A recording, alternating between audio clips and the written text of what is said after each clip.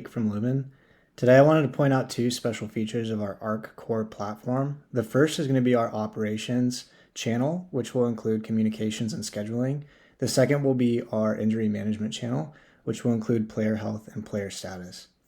So first, for our operations, I'm going to point you to our scheduler. In our scheduler, much like a G Suite or Microsoft Office, you can add events to calendars, create new calendars, and then add permissions or show certain groups, certain aspects of the calendar.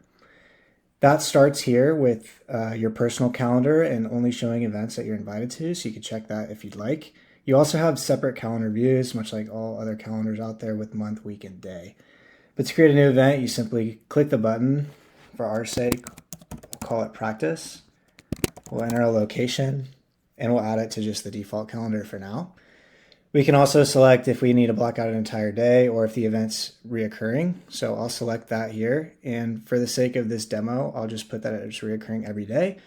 I don't want to repeat it forever, so I'm going to uncheck that. And I'll act like this is a season. So I'll set the calendar for a few months, and I'll have our reoccurring practice end the last day of February. I can add times. So if you have a practice block, say from 2 p.m. to 5 p.m., we can block that off here.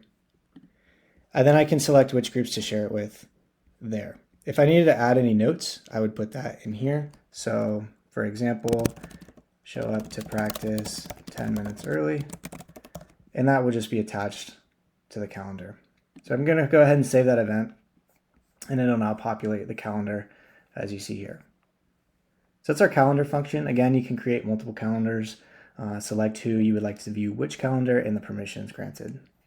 The second part of our operations is going to be our notice board feature, which will act like our messaging and communications. You can create a new message board by clicking New Post. So we will make a community service post here. You can select who you'd like to share that post with. For this sake, we'll share it with everybody. You can attach documents, PDFs, or anything from your computer here. And then you can write in the post. So message here. One unique feature is that you can enable comments back on the post, or you can disallow that here by clicking and toggling on and off. So we'll go ahead and save that post. So now we've created this post. We've seen who it's shared with. We can also view who has seen this post. So if attendance or accountability is required, you can do that here. And then I enabled the comment, so you can comment back in that box by clicking send. So that's part of our operations features. So again, the scheduler and the notice board. Up next, I want to talk about our injury management channels. So if we go to our overall dashboard, we have two areas where we can view player health and player status. The first is going to be this general pulse on availability of the team. So you can see certain statuses here, and I'll show you how to upload those. And we can also see some injury statistics or overviews here. So the way we can update that is by going to the certain athlete profile and selecting a specific athlete. Also notice that some athletes are flagged. So for example, this athlete, Jonathan, has an injury flag, which shows as red.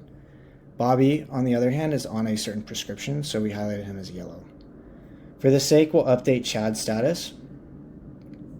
That can be done by clicking on a specific profile, going to player status, and adding a new status. Before we do so, I just want to point out that all of his statuses will be housed here, so you can keep track over time. But for now, we'll select a new status. We'll say that, Chad has modified today, and that he's lower body only. So now I've created a new status for Chad that he's modified today and lower body only. So when I go back to the dashboard, our pulse check will represent that. So we now see Chad as modified, lower body only. If we go back to Chad, we can also input injury or illness. So in Chad's case, we'll report a new injury. We have EMR capabilities, so we have all the OSIX codes here. So again, we'll update Chad's status. So say he has some shoulder issues going on, We can select which side, and it's going to generate kind of this heat map of where things are happening. And then we have a severity slider here. So we can go ahead and update that injury, and it'll pull us to this area here. So again, here's the overview. Right in this button here, we can mark the athlete as recovered. So when they are done with their injury and have recovered, you would just click that and it would update the dashboard. From here, we can add prescriptions. We can also add notes, and this would be in the form of SOAP notes. So if we click new note, here's our SOAP notes here. And it's just going to go ahead and have me fill out this. So I'll click through and save it.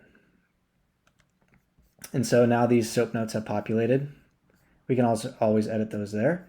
Then we can attach any documents to this injury right here. So if the player is received scans from the doctor or medical team, certain physical therapy prescriptions, etc., you can always attach those here so everything is housed on that injury.